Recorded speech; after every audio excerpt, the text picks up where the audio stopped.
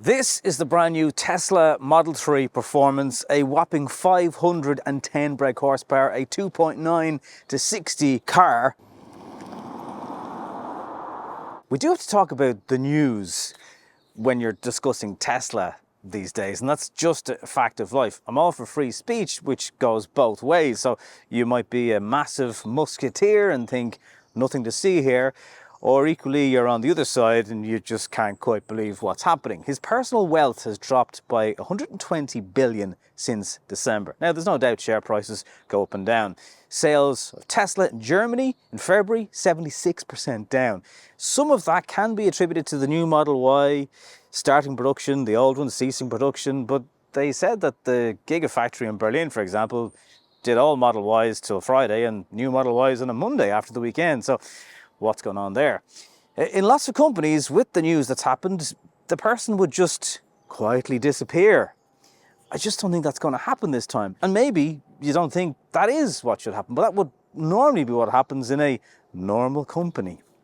So if you own a Tesla, how do you feel about life driving one now? Or do you agree that maybe you shouldn't be judging people on whatever car they decide they want to buy? I do want to make this video about the Model 3 Performance and essentially how Tesla make really good electric cars. If you're looking for something on the front of the Model 3 Performance to identify the fact that it is the more potent dual-wheel performance version of the car, there's nothing really obvious, to be honest with you.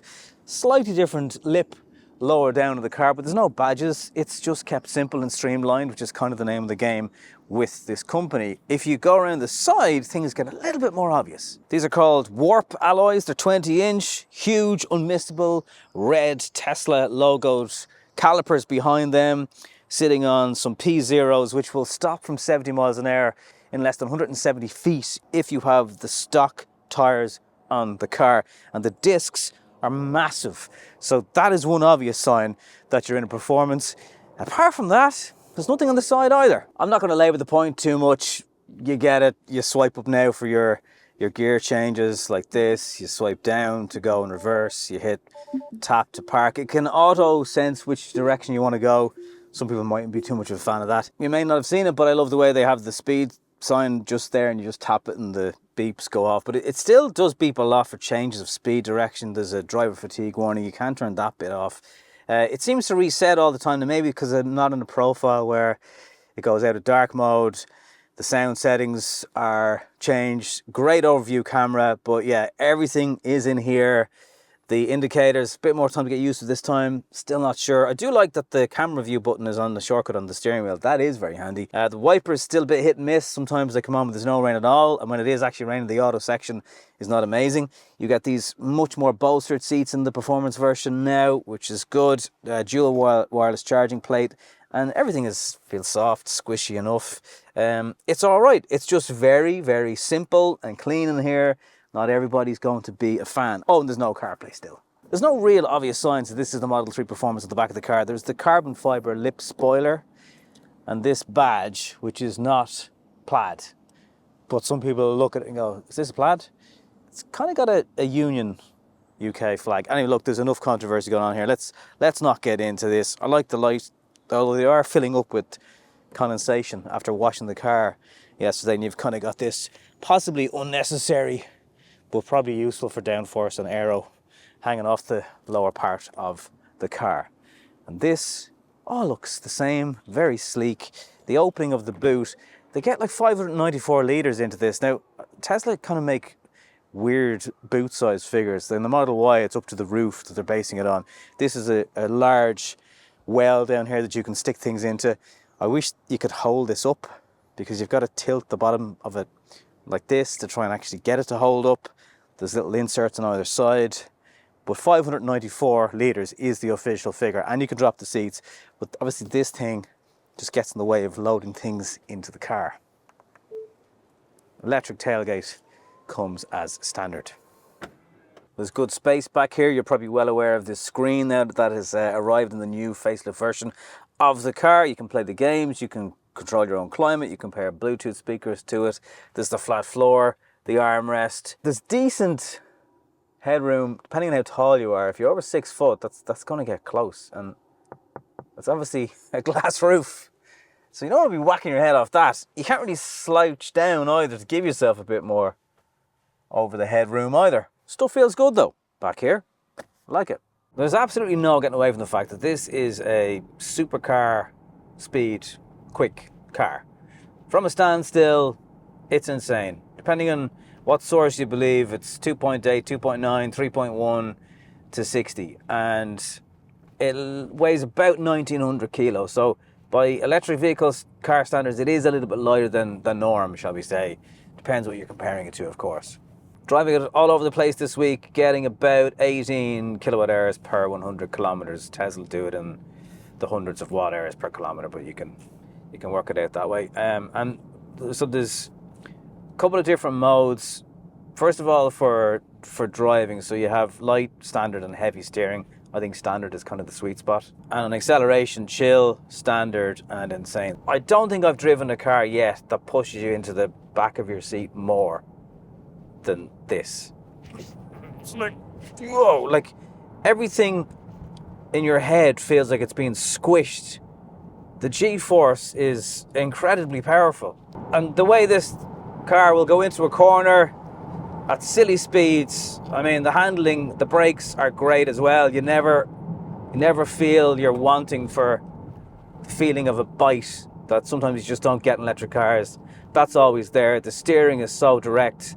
The handling has a sports car feel to it. It has all those things. We have seen this before, though, in some of the other Tesla models, and especially in the performance. I actually wish I kind of sat a little bit lower. I mean, you kind of feel weirdly high. That acceleration, though, oh my God, it's just... The power delivery is brutal in a good way. Max charging speed, 250 kilowatt DC. You've got 11 on board. 500 kilos towing capacity. It's down 500 kilos on the standard car. And again, with feeling.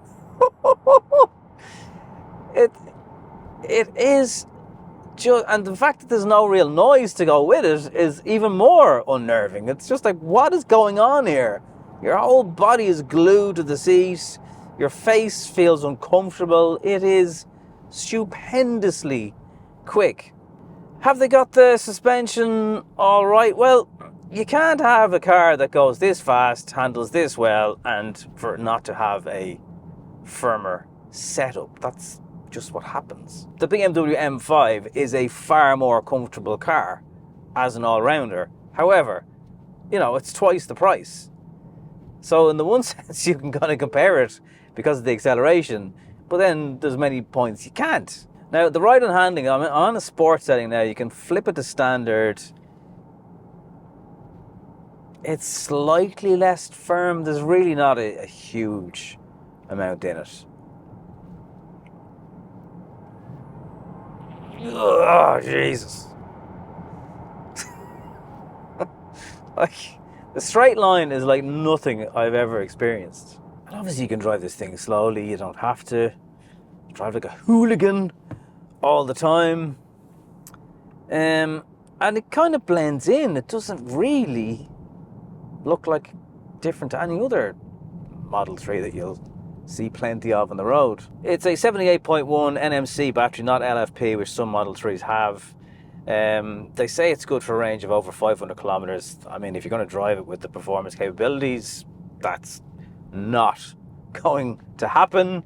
I think you'll maybe see 400 if you take it easy, but it's just too tempting not to use that power when conditions allow, even if it's just for a really safe overtaking maneuver, whatever it is. It's just so quick. The steering incredibly sharp. You know, it has that roadster steering feel to it. The other thing that needs to be commended is just how good this overview is. Like, you've sides, obviously this is used with Sentry mode as well, where you have your own dash cam, and if someone hits off the car, that's all recorded. I do think you get quite used to that swipe thing. It's not really an issue. Tesla app is very handy. You just pair that up. Don't need to use keys anymore. You can put speed limits on it if you're letting younger people drive this car, although it's quite a responsibility, in my opinion, to give the virtual key of this car to someone who doesn't really know. too much about driving. Bit annoying that you've got to use just the inbuilt Spotify. Now, it's not the only option you have. You've got Tidal, you've got TuneIn. Some people do complain that they just can't use CarPlay.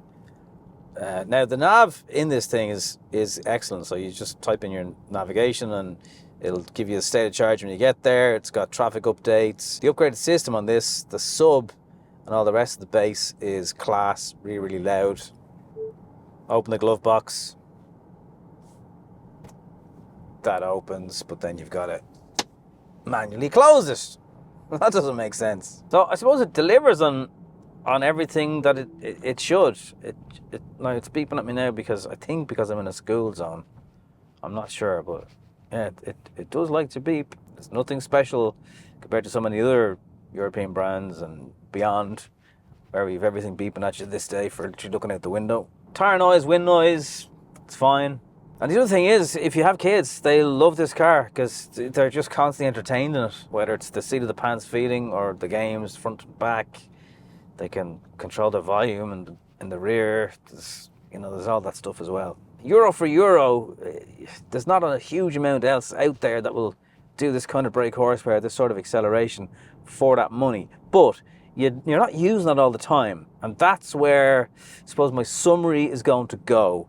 You can look at a whole heap of options now that weren't there when the last Model 3 Performance came out. And also, there's the small issue of a used Porsche Taycan. And you might prefer one of them. Of course, the other dilemma if you're buying a Model 3 Performance is that you could step it back a few years and, okay, it needs a wash, but buy yourself a used Taycan. And for some people, that's just the nicer alternative. We will do a video review of this car when it's had a wash soon on the channel. There's no doubt that this Model 3 Performance is a little bit better built than the last one.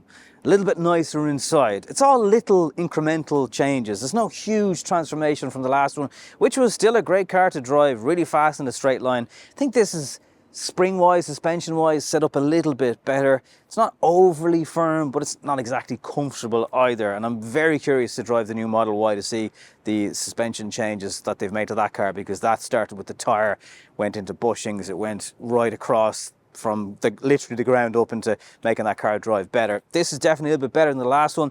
At 66, 67, if you add the paint and stuff like that, it gets expensive. And compared to a couple of years ago when this was kind of out there on its own in terms of wow performance, there's a lot of other stuff on the market now. You've got BYD with their Seal, which is very, very impressive also, and it doesn't cost you quite as much as this. So it'll be interesting to see. You want to really be a Tesla fan to now go for the Model 3 Performance at least. Still great value in the standard rear-wheel drive car. Do, however, let me know what you think.